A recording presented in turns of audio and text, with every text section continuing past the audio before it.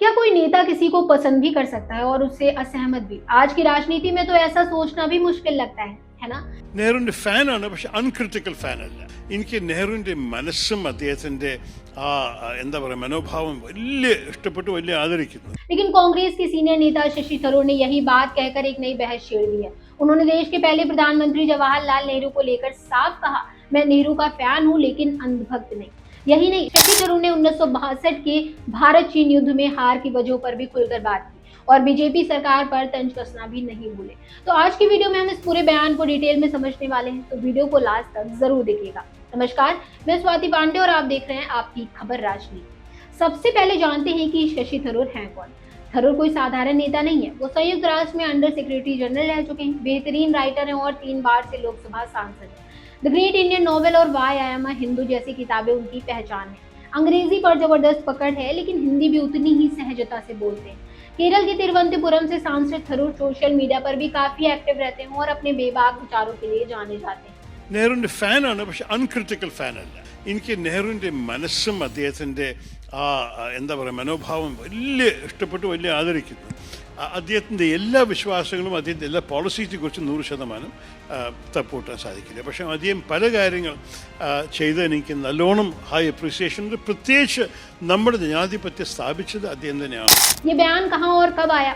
8 जनवरी 2026 को केरल विधानसभा international book festival में शशि थरूर बोल रहे थे। मंच किताबों का था, लेकिन चर्चा राजनीति की हो गई।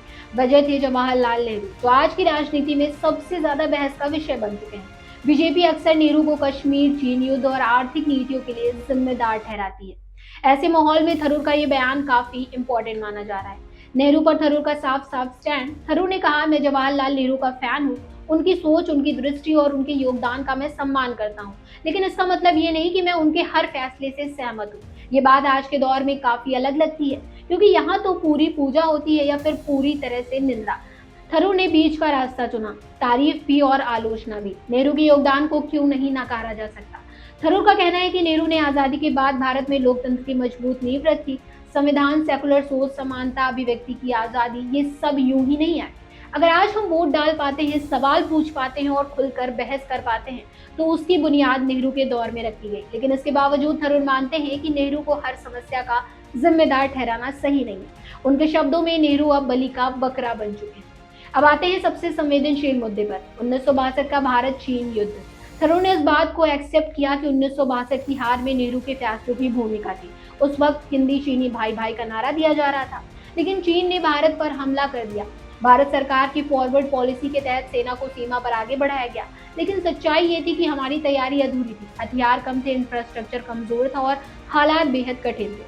हार की कीमत और नेहरू की जिम्मेदारी इस युद्ध में भारत को भारी नुकसान हुआ। हजारों सैनिक शहीद हुए और अक्साई चिन्ह हाथ से निकल गया। नेहरू पर आरोप लगे कि उन्होंने खुफिया चेतावनियों को नजरअंदाज किया और रक्षा तैयारियों को गंभीरता से नहीं लिया। थरूर मानते हैं कि इस मामले में नेहरू की जवाबदेही बनती है, क्योंकि फैसले उन्हीं के थे। लेकिन साथ ही वो ये भी कहते हैं कि हर आज की समस्या को 1962 से जोड़ना तर्कसंगत नहीं है। बीजेपी पर थरूर का तंज। थरूर ने कहा, मैं यही नहीं कहूंगा कि बीजेपी सरकार लोकतंत्र विरोधी है, लेकिन वो नेहरू विरोधी जरूर है। आज की राजनीति में नेहरू को लगभग हर बहस में घसीट लिया जाता है, चाहे कश्मीर हो, चीन हो या डेवलपमेंट परियोजनाएं। लेकिन थरूर का मानना है कि नेहरू को योगदान को पूरी तरह नकारना इतिहास के साथ अन्याय होगा। नेहरू की विरासत जिसे भुलाया नहीं जा सकता, आईआईटी, आईआईएम जैसे संस्थान, नॉन अलाइनमेंट मूवमेंट और डिस्कवरी ऑफ इंडिया जैसी किताब, ये सब नेहरू की दूरदृष्टि का हिस्सा थे। भारत को बिना किसी बड़े गुट में शामिल हुए दुनिया में अपनी पहचान दिलाना आसान काम नहीं था। थरूर कहते हैं कि नेहरू की गलतियों को स्वीकार करना जरूरी है, लेकिन उनकी उपलब्धियों को भूलना भी उतना ही गलत है। 2026 में ये बयान क्यों मायने रखता है, तो चलिए इस पर भी बात कर लेते हैं। आज भारत एक बड़ी आर्थिक ताकत है, लेकिन चीन के साथ सीमा विवाद अब भी जारी है। गलवान घाटी जैसी घटनाएं हमेशा इतिहास की याद दिलाती हैं। ऐसे समय में शशि थरूर जैसा संतुलित नजरिया देना राजनीति में कम ही देखने को मिलता है, जहां हर बात ब्लैक या व्हाइट में देखी जाती है। अब आपकी राय भी जानना जरूरी है। आप क्या सोचते हैं इस पूरी कंट्रोवर्सी पर? क्या जवाहरलाल नेहरू को ज्यादा क्रेडिट मिलना चाहिए या ज्यादा आलोचना? और शशि थरूर जैसे दोनों बातों को बैलेंस कर रहे हैं, इस पर आपका क्या ओपिनियन है? कमेंट में अपनी राय जरूर लिखिएगा। वीडियो पसंद आया हो तो लाइक करें, शेयर करें और चैनल को सब्सक्राइब करना ना भूलें। अगले वीडियो में फिर मिलेंगे एक नए मुद्दे के साथ। तब तक के लिए आप बने रहिए और देखते रहिए आपकी खबर राजनीति।